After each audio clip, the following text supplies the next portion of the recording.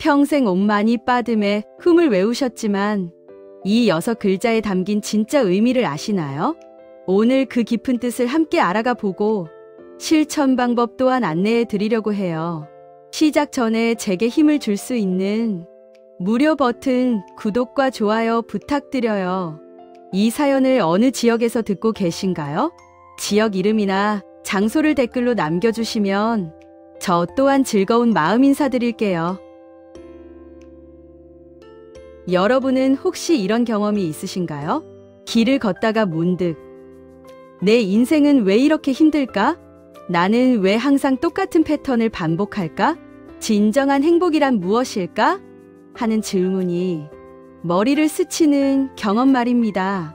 지금 이 순간에도 전 세계 수백만 명이 똑같은 질문을 던지며 똑같은 6글자를 외우고 있습니다. 옴 마니 빠듬의 티베트의 고승은 하루에 10,000번을 외우고 네팔의 할머니는 손에 든 염주를 평생 돌리며 서울의 직장인은 출근길 지하철에서 조용히 이 진원을 되뇌입니다. 왜일까요? 이것이 단순한 주문이라면 1000년이 넘는 세월 동안 왜 이렇게 많은 사람들이 이 6글자에 자신의 삶을 바쳤을까요? 그 이유는 바로 이것입니다. 이 6글자는 단순한 기도문이 아니라 고통에서 벗어나는 완전한 지도, 평범한 인간이 깨달음에 이르는 정확한 공식이기 때문입니다. 옴 마니 빠듬의 이것은 관세음보살의 본심 진언입니다. 자비의 화신인 관세음보살, 1000개의 손과 1000개의 눈으로 모든 중생을 구하려는 그 보살의 마음 자체가 이 6글자 안에 압축되어 있습니다. 오늘 저는 여러분을 특별한 여행으로 초대합니다. 이 6글자를 하나하나 해부하고 그 안에 숨겨진 우주의 비밀을 찾아가는 여행입니다. 그런데 잠깐, 왜 우리에게 이런 진언이 필요한 걸까요? 왜 우리는 구원받아야 하는 존재인가요? 부처님은 말씀하셨습니다. 삶은 고통이다. 이것이 사성제의 첫 번째 진리, 고성제입니다. 하지만 이것은 비관적인 선언이 아닙니다. 이것은 정확한 진단입니다. 우리는 지금 이 순간에도 육도윤회라는 거대한 수레바퀴 속에서 끝없이 돌고 있습니다. 천상계에서 우리는 교만에 빠집니다. 너무 많은 복을 누리다 보니 자신이 영원하다고 착각하고 다른 존재를 업신여깁니다. 그러다 복이 닿으면 다시 추락합니다. 아수라계에서 우리는 질투로 괴로워합니다. 천상계의 신들과 끊임없이 싸우며 왜 나는 저들만 못한가? 하는 비교와 경쟁 속에서 평화를 잃습니다. 인간계에서 우리는 욕망에 시달립니다. 더 많이 가지려 하고, 더 높이 올라가려 하고, 더 오래 살려고 발버둥 칩니다. 하지만 얻어도 만족하지 못하고, 가져도 불안합니다. 축생계에서 우리는 무지에 갇힙니다. 본능에만 따르고, 더 깊이 생각하지 못하고 약육강식의 두려움 속에서 삽니다. 아기계에서 우리는 탐욕으로 불탑니다. 목은 바늘처럼 가늘고 배는 산처럼 크니 아무리 먹어도 채워지지 않는 굶주림으로 괴로워합니다. 지옥계에서 우리는 분노와 고통 속에서 신음합니다. 뜨거운 불에 타고 얼어붙는 추위에 얼고 끝없는 고통이 반복됩니다. 왜 우리는 이 6세계를 끊임없이 윤회할까요? 그 이유는 바로 탐진치 삼독 때문입니다. 탐욕, 우리는 끊임없이 원합니다. 분노, 우리는 마음에 들지 않으면 화를 냅니다. 어리석음, 우리는 진리를 보지 못합니다. 이 삼독이 우리를 윤회의 바퀴에 묶어두고 끊임없는 고통으로 몰아넣습니다. 그렇다면 어떻게 이 고통에서 벗어날 수 있을까요? 어떻게 이 윤회의 사슬을 끊을 수 있을까요? 어떻게 평범한 인간이 깨달음에 이를 수 있을까요? 바로 여기 이 6글자 안에 그 완전한 해답이 들어있습니다. 옴 마니 빠듬의 이 6글자가 육도의 고통을 정화하고 삼독을 제거하고 우리를 깨달음으로 인도합니다. 어떻게 그것이 가능한지 지금부터 하나씩 밝혀보겠습니다. 자, 이제 첫 번째 글자로 들어갑니다. 모든 것의 시작, 우주의 근원 소리. 옴.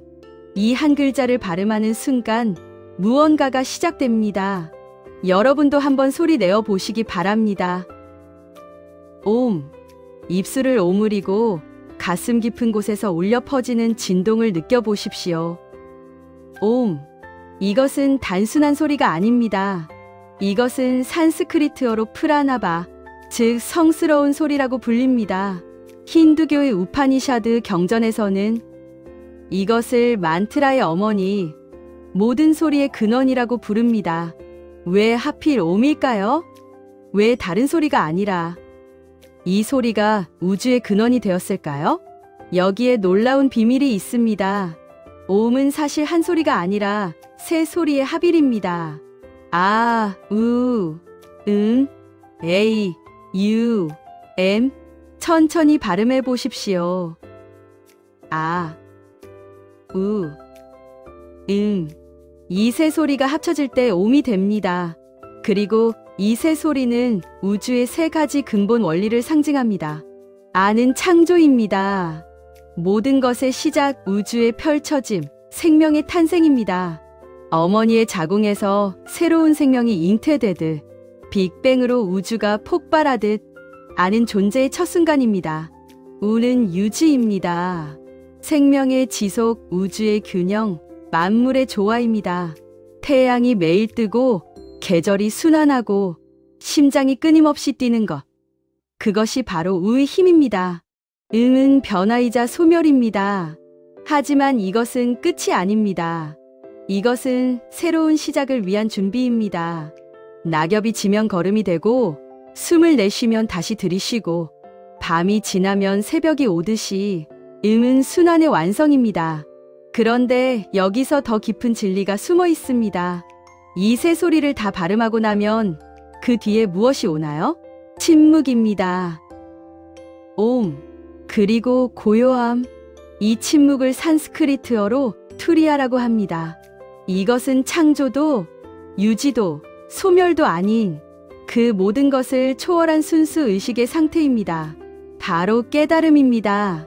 열반입니다. 부처의 상태입니다. 불교에서 옴은 무엇을 의미할까요? 바로 부처님의 몸, 말, 마음입니다. 부처님의 신성한 몸, 30 이상 80종으로 완성된 완벽한 형상. 이것은 단순히 아름다운 외형이 아닙니다.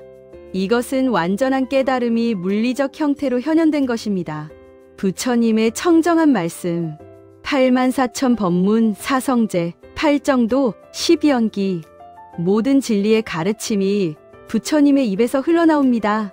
부처님의 깨달은 마음, 완전한 지혜와 무한한 자비가 하나로 합쳐진 더 이상 무명의 구름이 없는 청정한 의식입니다. 옴을 염송한다는 것은 무엇을 의미합니까? 그것은 우리의 더러운 몸을 부처님의 청정한 몸으로, 우리의 거친 말을 부처님의 진리의 말씀으로, 우리의 혼탁한 마음을 부처님의 깨달은 마음으로 변화시키겠다는 서원입니다. 그리고 옴은 육도윤회의 첫 번째 세계인 천상계를 정화합니다. 천상계의 중생들은 무엇으로 고통받습니까? 교만입니다. 천상계에 태어난 존재들은 너무나 오랜 수명과 큰 복을 누리다 보니 자신이 영원하다고 착각합니다. 나는 특별하다. 나는 남들과 다르다. 나는 신이다. 이런 교만 속에서 다른 존재를 업신여기고 자만에 빠집니다. 하지만 복은 언젠가 다합니다. 천상계의 존재도 죽습니다. 그리고 그 추락은 더욱 비참합니다. 왜냐하면 높이 올라갔던 만큼 더 깊이 떨어지기 때문입니다. 옴의 소리는 이 교만을 녹입니다. 왜냐하면 옴은 우리에게 일깨워주기 때문입니다. 너는 우주의 일부다. 너는 혼자가 아니다. 모든 것은 연결되어 있다. 그리고 옴은 육바라밀의 첫 번째인 보시바라밀을 상징합니다. 보시란 무엇입니까? 베풀기입니다. 나눔입니다. 자신의 것을 내어주는 것입니다. 우주의 근원 소리인 옴 자체가 보시입니다. 생각해 보십시오. 우주는 우리에게 무엇을 요구합니까? 아무것도 요구하지 않습니다. 태양은 대가를 바라지 않고 빛을 주고, 대지는 조건 없이 생명을 키우고, 공기는 묻지 않고 우리의 폐를 채웁니다. 이것이 진정한 보시입니다. 무조건적인 베풀, 아무것도 기대하지 않는 나눔입니다. 오음을 염송할 때 우리는 이 우주적 보시의 마음을 배웁니다. 나도 우주처럼 베풀겠다. 나도 조건 없이 나누겠다. 나도 대가를 바라지 않고 사랑하겠다. 그렇다면 우리는 일상에서 어떻게 오음을 살아낼 수 있을까요? 아침에 눈을 뜰 때 오음, 오늘 하루도 우주가 나에게 선물한 날이다. 누군가에게 화가 날 때 오음, 저 사람도 나처럼 우주의 일부다. 저 사람도 나처럼 행복을 원한다. 자만에 빠질 때 오음, 나는 특별하지 않다.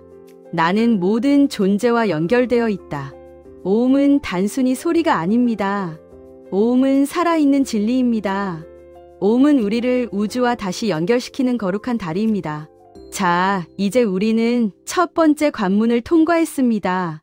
우주의 근원을 깨달았습니다. 이제 두 번째 글자로 들어갑니다. 마니. 오음이 우주의 근원이라면 마니는 무엇일까요? 산스크리트어로 마니는 보석 또는 여의주를 뜻합니다. 여의주란 무엇입니까? 모든 소원을 이루어주는 마법의 구슬입니다. 무엇을 원하든 그것을 가까이 하면 소원이 성취됩니다. 그런데 잠깐, 이것이 무슨 의미일까요? 불교는 욕망을 버리라고 가르치지 않습니까? 그런데 왜 소원을 이루어주는 보석이 이 신성한 진원 안에 들어있는 걸까요? 여기에 깊은 역설이 있습니다. 마니는 단순한 보석이 아닙니다. 이것은 방편을 상징합니다. 방편이란 무엇입니까? 산스크리트어로 우파야, 즉 편리한 수단, 적절한 방법을 의미합니다. 부처님과 보살들은 중생을 구하기 위해 무엇을 합니까? 그들은 각 중생의 수준과 상황에 맞춰 다른 방법으로 가르칩니다. 어떤 중생에게는 엄격한 계율을 가르치고, 어떤 중생에게는 자비로운 이야기를 들려주고, 어떤 중생에게는 신통력을 보여주고, 어떤 중생에게는 침묵으로 답합니다. 관세음보살을 생각해 보십시오. 관세음보살은 1000개의 손과 1000개의 눈을 가지고 있습니다. 왜일까요? 각각 다른 방법으로 각각 다른 중생을 구하기 위해서입니다. 어떤 손에는 염주가 들려있고, 어떤 손에는 정병이 들려있고, 어떤 손에는 연꽃이 들려 있습니다. 이 모든 것이 방편입니다. 중생의 필요에 따라 다른 도구를 사용하는 것입니다. 그런데 이 방편을 움직이는 힘은 무엇일까요? 바로 자비심입니다. 만이 이 여의주 같은 보석은 무한한 자비심을 상징합니다. 모든 중생을 구하겠다. 단 한 명도 남기지 않겠다. 그들이 고통에서 벗어날 때까지 나는 쉬지 않겠다. 이것이 대자대비입니다. 큰 자비, 위대한 연민입니다. 어머니를 생각해 보십시오. 어머니는 아이가 아플 때 어떻게 합니까? 아이의 고통을 자신의 고통처럼 느낍니다. 아니, 자신의 고통보다 더 크게 느낍니다. 그래서 밤을 새워 간호하고 자신의 건강을 돌보지 않고 아이를 돌봅니다. 이것이 자비입니다. 남의 고통을 내 고통으로 느끼는 것, 그리고 그 고통을 덜어주기 위해 행동하는 것입니다. 만이는 바로 이 자비심을 상징합니다. 모든 중생의 소원을 들어주려는 무한한 사랑, 모든 중생을 행복하게 하려는 끝없는 열정입니다. 불교 철학에서 만이는 남성적 에너지를 상징합니다. 이것은 성별을 말하는 것이 아닙니다. 이것은 에너지의 질을 말하는 것입니다. 남성적 에너지란 능동적이고 실천적이고 외부로 향하는 힘입니다. 생각만 하는 것이 아니라 행동하는 것, 계획만 세우는 것이 아니라 실행하는 것, 알기만 하는 것이 아니라 움직이는 것입니다. 저 사람이 불쌍하다고 생각만 하는 것은 자비가 아닙니다. 실제로 다가가서 돕는 것, 그것이 자비입니다. 중생을 구해야지라고 마음먹기만 하는 것은 방편이 아닙니다. 실제로 팔을 걷어붙이고 나서는 것, 그것이 방편입니다. 만이는 이런 실천의 에너지입니다. 그리고 만이는 육도윤회의 두 세계를 정화합니다. 아수라계와 인간계입니다. 아수라계의 중생들은 질투로 고통받습니다. 왜 천상계는 더 많이 가졌는가? 왜 나는 저들만 못한가? 끊임없는 비교와 경쟁, 시기와 질투 속에서 평화를 잃습니다. 많이는 이 질투를 녹입니다. 왜냐하면 진정한 자비는 비교하지 않기 때문입니다. 자비는 내가 너보다 낫다 혹은 너가 나보다 낫다를 따지지 않습니다. 자비는 그저 내가 행복했으면 좋겠다라고 말합니다. 인간계의 중생들은 욕망으로 고통받습니다. 더 가지고 싶고, 더 높이 올라가고 싶고, 더 오래 살고 싶습니다. 하지만 얻어도 만족하지 못하고, 가져도 두려워합니다. 많이는 이 욕망을 변화시킵니다. 욕망을 억압하는 것이 아니라 욕망의 방향을 바꾸는 것입니다. 내가 더 가지고 싶다 해서 모두가 행복했으면 좋겠다로, 내가 성공하고 싶다 해서 모두가 깨달았으면 좋겠다로 변화시킵니다. 많이는 또한 두 가지 바라밀을 상징합니다. 인욕바라밀과 지게바라밀입니다. 인욕이란 인내입니다. 참는 것입니다. 하지만 이것은 수동적인 참음이 아닙니다. 이것은 능동적인 견딤입니다. 중생을 구하는 일은 쉽지 않습니다. 때로는 욕을 먹고, 때로는 오해받고, 때로는 배신당합니다. 하지만 보살은 포기하지 않습니다. 계속 시도합니다. 끝까지 사랑합니다. 이것이 인욕입니다. 지계란 계율을 지키는 것입니다. 왜 계율이 필요할까요? 왜 규칙이 필요할까요? 그것은 다른 사람을 해치지 않기 위해서입니다. 살생하지 말라. 도둑질하지 말라. 거짓말하지 말라. 이 모든 계율의 근원은 자비입니다. 다른 존재가 고통받는 것을 원치 않기 때문에 우리는 해를 끼치지 않습니다. 그렇다면 우리는 일상에서 어떻게 만일을 살아낼 수 있을까요? 누군가가 도움을 청할 때 많이 내가 할 수 있는 일이 무엇인가? 누군가의 성공을 볼 때 많이 축하한다.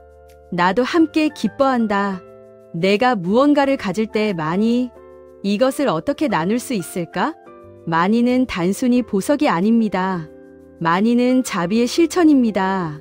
많이는 다른 사람의 행복을 내 행복처럼 느끼는 마음입니다. 하지만 여기서 문제가 하나 있습니다. 자비만으로는 충분하지 않습니다. 선한 의도만으로는 부족합니다. 어리석은 자비는 오히려 해가 될 수 있습니다. 맹목적인 사랑은 중생을 진정으로 돕지 못합니다. 그래서 우리에게 필요한 것이 있습니다. 다음 글자가 필요합니다. 빠드메, 지혜의 연꽃입니다. 빠드메, 산스크리트어로 연꽃을 뜻하는 이 아름다운 단어는 불교에서 가장 강력한 상징 중 하나입니다. 여러분도 사찰에 가보시면 부처님이 연꽃 위에 앉아 계신 모습을 자주 보셨을 것입니다. 왜 하필 연꽃일까요? 연꽃은 특별한 꽃입니다. 이 꽃은 맑은 물에서는 피지 않습니다. 연꽃은 반드시 진흙탕, 더러운 연못 바닥에 뿌리를 내립니다. 그 지저분한 진흙 속에서 줄기가 올라오고 탁한 물을 뚫고 자라나서 마침내 수면 위로 고개를 내밀어 청정하고 아름다운 꽃을 피웁니다. 그런데 놀라운 것은 이것입니다. 연꽃 잎에는 물방울이 맺히지 않습니다.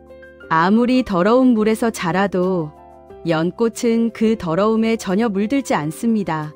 과학자들은 이것을 연꽃 효과라고 부릅니다.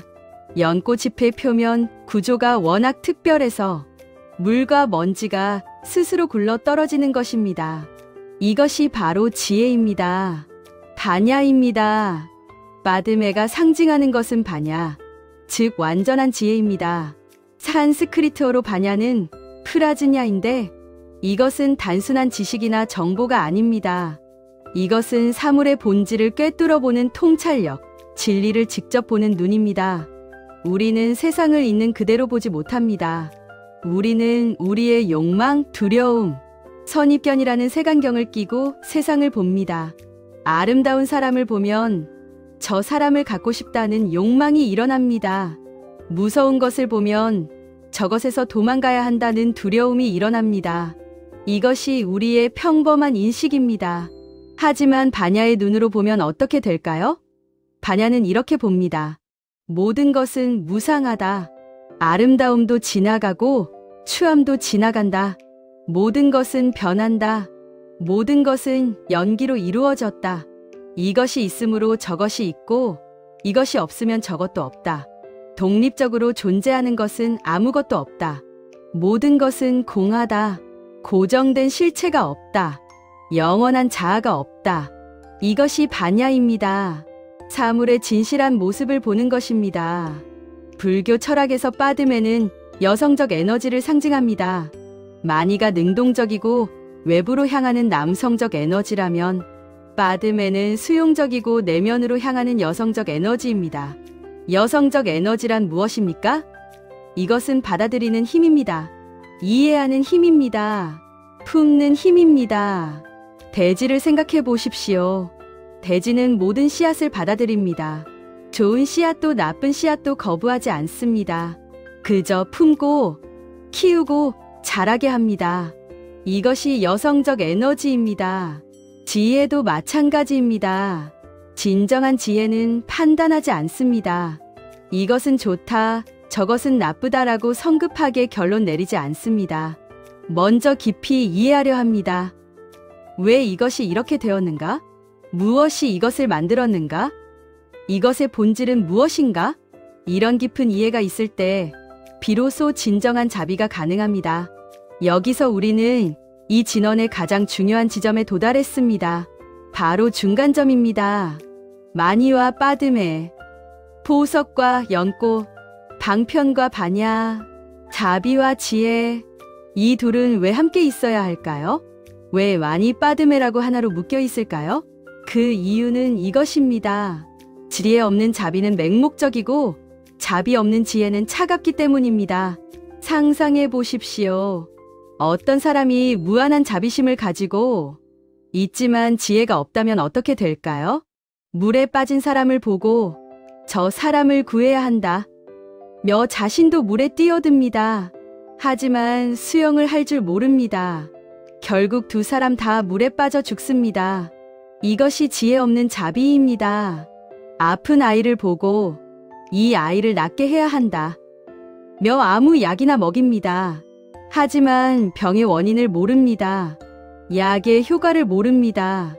오히려 아이의 상태가 더 나빠집니다. 이것이 지혜 없는 자비입니다. 반대로 어떤 사람이 완벽한 지혜를 가지고 있지만 자비가 없다면 어떻게 될까요?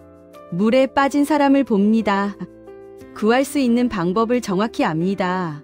하지만 그건 그 사람의 업보다 내가 왜 도와야 하지? 라고 생각하고 지나갑니다.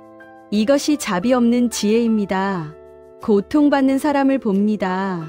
고통의 원인을 정확히 분석할 수 있습니다. 하지만 그건 그 사람이 어리석어서 그래라며 냉정하게 바라만 봅니다. 이것이 자비 없는 지혜입니다. 그래서 부처님은 말씀하셨습니다. 지혜와 자비는 새의 두 날개와 같다. 하나만으로는 날 수 없다. 마니 빠드메, 연꽃 속의 보석. 이 아름다운 이미지는 바로 이것을 말합니다. 지혜라는 순수한 연꽃 안에 자비라는 귀한 보석이 담겨 있다. 자비라는 빛나는 보석이 지혜라는 청정한 연꽃으로 보호받는다. 이 둘은 분리될 수 없다. 빠드메는 육도윤회의 두 세계를 정화합니다. 축생계와 아기계입니다. 축생계의 중생들은 무지로 고통받습니다. 동물의 세계에서는 본능만이 존재합니다. 먹고, 자고, 번식하고, 생존하는 것만이 전부입니다.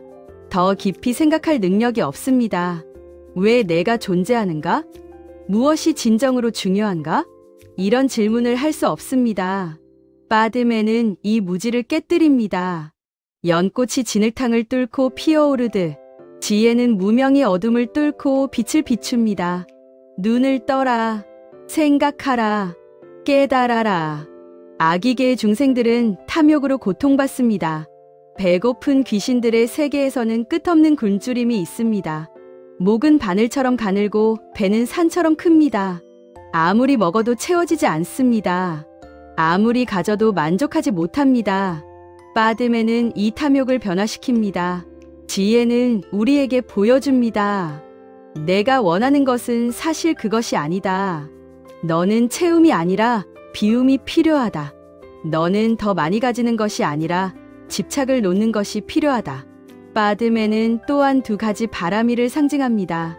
선정바라밀과 지혜바라밀입니다. 선정이란 명상입니다. 마음을 고요히 하는 것입니다.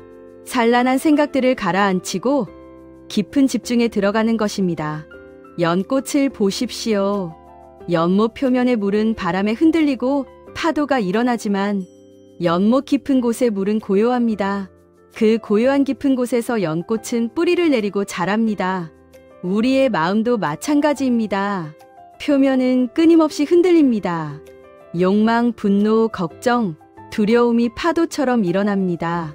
하지만 깊은 곳에는 고요함이 있습니다. 선정은 그 깊은 곳으로 들어가는 것입니다. 그리고 그 고요함 속에서 지혜바라밀이 피어납니다. 마음이 고요할 때 비로소 우리는 사물을 있는 그대로 볼 수 있습니다. 욕망의 색안경 없이, 분노의 왜곡 없이, 무명의 구름 없이 진리를 직접 봅니다. 그렇다면 우리는 일상에서 어떻게 빠드메를 살아낼 수 있을까요? 어떤 상황이 일어났을 때 즉시 반응하기 전에 잠시 멈춥니다. 왜 이것이 일어났는가? 무엇이 진짜 문제인가? 이것이 빠드메입니다. 화가 날 때 저 사람이 나쁘다고 판단하기 전에 이해하려 합니다. 저 사람도 고통받고 있구나. 저 사람도 행복을 원하는구나. 이것이 빠드메입니다. 무언가를 원할 때 내가 정말로 원하는 것이 무엇인가? 라고 물어봅니다. 표면의 욕망 뒤에 숨은 진짜 필요를 봅니다. 이것이 빠드메입니다. 빠드메는 단순히 연꽃이 아닙니다. 빠드메는 더러운 세상 속에서도 순수함을 잃지 않는 힘입니다. 빠드메는 혼란 속에서도 명확함을 유지하는 지혜입니다. 자, 이제 우리는 마니와 빠드메를 모두 만났습니다. 자비와 지혜를 모두 발견했습니다. 이제 이 둘을 하나로 완성할 시간입니다. 이 한 글자로 모든 것이 완성됩니다. 마치 교향곡의 마지막 화음처럼, 책의 마지막 문장처럼, 여행의 도착지처럼. 훔은 끝이자 동시에 완성입니다. 산스크리트어로 훔은 여러 의미를 가지고 있습니다. 이것은 씨앗 소리, 즉 비자 만트라라고 불립니다. 특정한 뜻을 가진 단어라기보다는 순수한 에너지를 담은 신성한 진동입니다. 훔은 진원을 활성화합니다. 봉인합니다. 완성합니다. 생각해 보십시오. 편지를 쓰고 나서 무엇을 합니까? 봉투를 봉합니다. 계약서에 서명하고 나서 무엇을 합니까? 도장을 찍습니다. 약속을 하고 나서 무엇을 합니까? 그래, 결심했어. 라고 확정합니다. 훔이 바로 그것입니다. 이제 이것은 완성되었다. 이제 이것은 작동한다. 이제 이것은 현실이 된다. 여기서 아름다운 구조를 발견할 수 있습니다. 이 진원은 옴으로 시작해서 훔으로 끝납니다. 이 대칭은 우연이 아닙니다. 옴은 우주의 근원, 모든 것의 시작, 펼쳐짐입니다. 훔은 우주의 완성, 모든 것의 기결, 거두어들임입니다. 옴은 씨앗입니다. 훔은 열매입니다. 옴은 출발입니다. 훔은 도착입니다. 옴은 질문입니다. 훔은 답입니다. 그리고 그 사이에 많이 빠드메가 있습니다. 씨앗에서 열매로 가는 과정, 출발에서 도착으로 가는 여정, 질문에서 답으로 가는 탐구가 바로 많이 빠드메, 지혜와 자비의 실천입니다. 훔은 무엇을 완성합니까? 바로 지혜와 자비의 완전한 합일입니다. 마니는 자비를 상징하고 빠드메는 지혜를 상징합니다. 하지만 이 둘이 단지 나란히 있는 것만으로는 충분하지 않습니다. 이 둘이 진정으로 하나가 되어야 합니다. 물과 기름을 생각해 보십시오. 같은 컵에 넣어도 섞이지 않습니다. 물은 물대로, 기름은 기름대로 분리되어 있습니다. 하지만 우유를 생각해 보십시오. 물과 지방이 완전히 하나로 섞여 있습니다. 분리할 수 없습니다. 이것을 유화라고 합니다. 지혜와 자비도 마찬가지입니다. 단지 함께 있는 것이 아니라 완전히 하나가 되어야 합니다. 지혜 속에 자비가, 자비 속에 지혜가 녹아들어야 합니다. 이것이 훔입니다. 이 완전한 합일, 이 둘이 아님의 상태, 이 불이부하의 경지입니다. 흠은 육도윤회의 마지막 세계인 지옥계를 정화합니다. 지옥계의 중생들은 무엇으로 고통받습니까? 극심한 분노와 고통입니다. 타오르는 불, 얼어붙는 추위, 끝없는 고문. 지옥의 본질은 통제할 수 없는 분노와 그로 인한 끝없는 고통입니다. 우리는 지옥이 죽어서 가는 곳이라고 생각합니다. 하지만 사실 지옥은 지금 여기에 있습니다. 극도의 분노에 사로잡혔을 때 우리는 이미 지옥에 있습니다. 증오로 마음이 불타오를 때 우리는 이미 지옥불에 타고 있습니다. 흠은 이 분노를 변화시킵니다. 하지만 분노를 억압하는 것이 아닙니다. 분노를 부정하는 것이 아닙니다. 오히려 분노의 에너지를 지혜로 전환합니다. 분노의 본질은 무엇입니까? 그것은 강렬한 에너지입니다. 뜨겁고 강력하고 움직이는 힘입니다. 흠은 이 에너지를 파괴가 아닌 깨달음의 방향으로 돌립니다. 티베트 불교에는 분노의 부처들이 있습니다. 무서운 얼굴에 불을 뿜는 모습이지만 이들은 악마가 아니라 부처입니다. 이것이 무엇을 의미합니까? 분노의 에너지조차도 깨달음을 위해 사용될 수 있다는 것입니다. 흠은 선정바라미를 상징합니다. 하지만 이것은 단순한 명상이 아닙니다. 이것은 완전한 선정, 흔들리지 않는 집중, 부동의 마음입니다. 산을 생각해 보십시오. 폭풍이 몰아쳐도 산은 움직이지 않습니다. 계절이 바뀌어도 산은 그대로 서 있습니다. 이것이 흠의 상태입니다. 아축불아 초버이라는 부처가 있습니다. 아축은 흔들리지 않는다는 뜻입니다. 이 부처는 동방의 부처로 완전한 안정, 절대적 평정을 상징합니다. 흠은 바로 이 아축불의 씨앗소리입니다. 흠을 염송할 때 우리는 이 부동의 마음, 이 완전한 안정을 우리 안에 심습니다. 그리고 여기서 이 진언의 궁극적 목적이 드러납니다. 옴마니 빠드메 흠. 이 6글자는 우리의 부정한 몸, 말, 마음을 부처님의 청정한 몸, 말, 마음으로 완전히 변화시킵니다. 오음은 변화를 시작합니다. 나는 변화하기로 결심한다. 마니는 행동으로 옮깁니다. 나는 자비를 실천한다. 빠드메는 이해를 더합니다. 나는 지혜로 본다. 흠은 완성합니다. 나는 이제 완전히 변화했다. 이것은 점진적인 과정입니다. 하루아침에 이루어지지 않습니다. 하지만 매번 이 진언을 외울 때마다 우리는 한 걸음씩 부처에 가까워집니다. 플로 포인트, 이제 실천만 남았다. 자, 이제 우리는 6글자를 모두 이해했습니다. 옴, 우주의 근원을 깨달았습니다. 마니, 자비의 보석을 발견했습니다. 빠듬에 지혜의 연꽃을 피웠습니다. 흠, 둘을 하나로 완성했습니다. 이론은 충분합니다. 이해는 완성되었습니다. 이제 남은 것은 단 하나입니다. 실천입니다. 어떻게 이 6글자를 우리의 일상에서 살아낼 것인가? 어떻게 이 진언을 단순한 소리가 아니라 살아있는 진리로 만들 것인가? 그것이 바로 우리가 이제 탐구할 것입니다. 자, 이제 우리는 긴 여정을 마쳤습니다. 우주의 근원을 탐험하고 자비의 보석을 발견하고 지혜의 연꽃을 피우고 완성의 경지까지 도달했습니다. 하지만 진짜 여정은 지금부터 시작됩니다. 모든 위대한 이야기에서 영웅은 모험을 마치고 평범한 세계로 돌아옵니다. 하지만 이전과 같은 사람이 아닙니다. 변화했습니다. 깨달았습니다. 그리고 이제 그 깨달음을 일상에서 살아내야 합니다. 우리도 마찬가지입니다. 이 6글자의 의미를 이해했다면 이제 이것을 어떻게 살아낼 것인가가 문제입니다.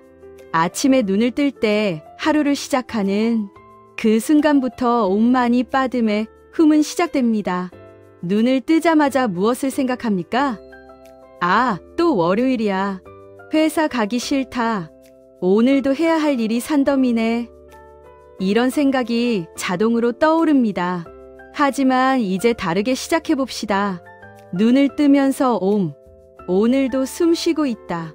살아있다. 우주가 나에게 또 하루를 선물했다. 이것이 옴입니다. 감사, 경외, 우주와의 연결입니다. 침대에서 일어나기 전 잠시 멈춥니다. 옴 마니 빠드메 훔을 3번 천천히 염송합니다. 소리 내어도 좋고 마음속으로 해도 좋습니다. 이것은 단순한 기도가 아닙니다. 이것은 선언입니다. 오늘 나는 부정한 몸, 말, 마음을 청정한 부처의 몸, 말, 마음으로 변화시키겠다. 출근길, 지하철이나 버스 안. 이것은 수행의 완벽한 공간입니다. 사람들로 가득 찬 지하철 안에서 우리는 무엇을 느낍니까? 짜증입니다. 왜 이렇게 붐비지? 저 사람은 왜 나를 밀쳐? 이 냄새는 뭐야? 하지만 이제 다르게 봅시다. 많이 자비의 보석을 기억합니다. 옆에 서 있는 사람을 봅니다. 이 사람도 직장에 가는 중입니다. 이 사람도 피곤합니다. 이 사람도 걱정이 많습니다. 이 사람도 나처럼 행복을 원합니다. 마음속으로 생각합니다. 이 사람이 오늘 좋은 하루를 보내기를 바란다. 이 사람이 고통에서 벗어나기를 바란다. 이것이 만이입니다. 일상의 순간순간 자비를 실천하는 것입니다. 처음에는 어색할 것입니다. 익숙하지 않을 것입니다. 하지만 계속하십시오. 매일 조금씩 한 사람씩 자비의 범위를 넓혀가십시오. 회의실에서 누군가가 당신의 아이디어를 비판합니다. 당신의 프로젝트에 반대합니다. 순간 화가 치밀어 오릅니다. 저 사람은 왜 항상 나를 반대하지? 저 사람은 나를 싫어해. 이때 빠드메를 기억합니다. 지혜의 연꽃입니다. 잠시 멈춥니다. 깊게 숨을 쉽니다. 그리고 묻습니다. 저 사람은 왜 반대하는가? 혹시 내가 놓친 부분이 있는가? 저 사람의 관점에서 보면 어떻게 보일까? 이것이 빠드메입니다. 즉각적으로 반응하지 않습니다. 먼저 이해하려 합니다. 다른 각도에서 봅니다. 진흙탕 같은 갈등 속에서도 순수한 진리를 찾으려 합니다. 그리고 깨닫습니다. 아, 저 사람도 프로젝트가 성공하기를 바라는구나. 단지 방법이 다를 뿐이구나. 하루 일과를 마치고 집에 돌아옵니다. 가족과 저녁 식사를 합니다. 배우자가 무심코 던진 말에 기분이 상합니다. 아이가 말을 듣지 않아 짜증이 납니다. 순간 폭발하고 싶습니다. 이때 훔을 기억합니다. 부동의 마음, 완전한 안정입니다. 폭발하기 전에 멈춥니다. 마음속으로 훔을 염송합니다. 훔. 그 진동이 가슴 속 분노를 가라앉힙니다. 산처럼 흔들리지 않는 마음이 됩니다. 그리고 차분하게 말합니다. 여보, 그 말은 나를 좀 힘들게 하네요. 우리 이야기 좀 할 수 있을까요? 또는 얘야, 엄마 아빠가 지금 피곤해서 그래. 우리 차분하게 이야기해보자. 이것이 훔입니다. 감정의 폭풍 속에서도 중심을 잃지 않는 것입니다. 하루를 마무리하며 침대에 누웠을 때 옴 마니 빠드메 훔으로 하루를 돌아봅니다. 오늘 나는 옴을 살았는가? 우주와 연결되었는가? 감사했는가? 오늘 나는 마니를 살았는가? 누군가에게 자비를 베풀었는가? 도움을 주었는가? 오늘 나는 빠드메를 살았는가? 지혜롭게 판단했는가? 이해하려 노력했는가? 오늘 나는 훔을 살았는가? 중심을 잃지 않았는가? 평정을 유지했는가? 완벽하지 않아도 괜찮습니다. 실패한 순간이 있어도 괜찮습니다. 중요한 것은 계속 시도하는 것입니다. 그리고 마지막으로 옴 마니 빠드메 훔을 108번 염송합니다. 염주가 있다면 염주를 돌리며 없다면 손가락으로 세며 108번을 채웁니다. 왜 108번일까요? 108번뇌를 정화하기 위해서입니다. 우리의 모든 번뇌, 모든 집착, 모든 고통을 씻어내기 위해서입니다. 물론 평온한 날만 있는 것은 아닙니다. 특별히 힘든 순간들이 있습니다. 사랑하는 사람이 아플 때 옴 마니 빠드메 훔, 관세음보살의 자비가 그 사람을 감싸기를 기도합니다. 중요한 결정을 내려야 할 때 옴 마니 빠드메 훔, 지혜와 자비가 하나 된 결정을 내릴 수 있도록 염송합니다. 극심한 두려움을 느낄 때 옴마니 빠드메 훔. 이 진원의 진동이 두려움을 녹이고 평화를 가져다 줍니다. 깊은 슬픔에 빠졌을 때 옴마니 빠드메 훔. 모든 존재가 고통에서 벗어나기를 발언하며 자신의 슬픔을 넘어섭니다. 일상이 수행이 되는 순간, 이렇게 계속하다 보면 어느 순간 깨닫게 됩니다. 일상과 수행이 분리되지 않는다는 것을. 출근이 수행이고, 회의가 수행이고, 육아가 수행이고, 요리가 수행이고, 청소가 수행입니다. 사찰에 가지 않아도, 법당에 앉지 않아도, 스님이 되지 않아도 우리는 매 순간 수행할 수 있습니다. 왜냐하면 옴마니 빠드메 훔은 특별한 장소에서만 작동하는 주문이 아니기 때문입니다. 이것은 어디서나 언제나 누구나 실천할 수 있는 삶의 방식이기 때문입니다. 자, 이제 마지막입니다. 이 여정이 우리를 어디로 데려가는지, 무엇이 우리를 기다리는지 봅시다. 변화는 천천히 옵니다. 어느 날 갑자기 깨달음을 얻는 것이 아닙니다. 하지만 분명히 옵니다. 어느 날 문득 깨닫습니다. 예전 같았으면 화를 냈을 텐데 오늘은 차분하네. 어느 날 문득 느낍니다. 내가 예전보다 다른 사람의 고통에 더 민감해졌구나. 어느 날 문득 봅니다. 세상이 예전과 다르게 보이네. 모든 것이 연결되어 있구나. 이것이 변화의 증거입니다. 옴마니 빠드메 훔이 당신 안에서 작동하고 있다는 증거입니다. 티베트의 전통에서는 이런 말이 있습니다. 옴마니 빠드메 훔을 10만 8천 번 염송하면 관세음보살과 하나가 된다. 10만 8천 번. 엄청난 숫자처럼 들립니다. 하지만 계산해 봅시다. 하루에 100번을 염송한다면 1080일, 약 3년이 걸립니다. 하루에 1000번을 염송한다면 108일, 약 넉 달이 걸립니다. 하루에 10,000번을 염송한다면 약 열흘이 걸립니다. 숫자가 중요한 것이 아닙니다. 중요한 것은 지속성입니다. 매일, 매일 쉬지 않고 계속하는 것입니다. 한 알 한 알 염주를 돌리며 한 번 한 번 진원을 염송하며 우리는 조금씩 변화합니다. 중생에서 보살로, 보살에서 부처로 변화해 갑니다. 옴마니 빠드메 훔은 3가지 수준에서 수행될 수 있습니다. 첫 번째는 입으로 염송하는 것입니다. 소리를 내어 옴마니 빠드메 훔을 외웁니다. 이것이 가장 기본적인 수행입니다. 소리의 진동이 몸과 마음을 정화합니다. 두 번째는 마음으로 염송하는 것입니다. 입술은 움직이지 않지만 마음속으로 계속 옴마니 빠드메 훔을 되뇌입니다. 이것은 더 깊은 수행입니다. 의식의 깊은 곳까지 이 진원이 스며듭니다. 세 번째는 존재로 사는 것입니다. 더 이상 의식적으로 염송하지 않아도 우리의 모든 행동이 옴마니 빠드메 훔이 됩니다. 숨 쉬는 것이 옴마니 빠드메 훔이고, 걷는 것이 옴마니 빠드메 훔이고, 사랑하는 것이 옴마니 빠드메 훔입니다. 이것이 최고의 수행입니다. 처음에는 첫 번째 수준에서 시작합니다. 그것으로 충분합니다. 계속하다 보면 자연스럽게 두 번째, 세 번째 수준으로 깊어집니다. 관세음보살은 옛날 서원을 세웠습니다. 모든 중생이 고통에서 벗어날 때까지 나는 깨달음에 들어가지 않겠다. 만약 내가 단 한 명의 중생이라도 포기한다면 내 머리가 1000조각으로 부서지고 내 몸이 1000개로 쪼개지기를 바란다. 이 서원이 얼마나 강력했는지 관세음보살은 정말로 1000개의 팔과 1000개의 눈을 가지게 되었습니다. 더 많은 중생을 구하기 위해서입니다. 그리고 관세음보살은 약속했습니다.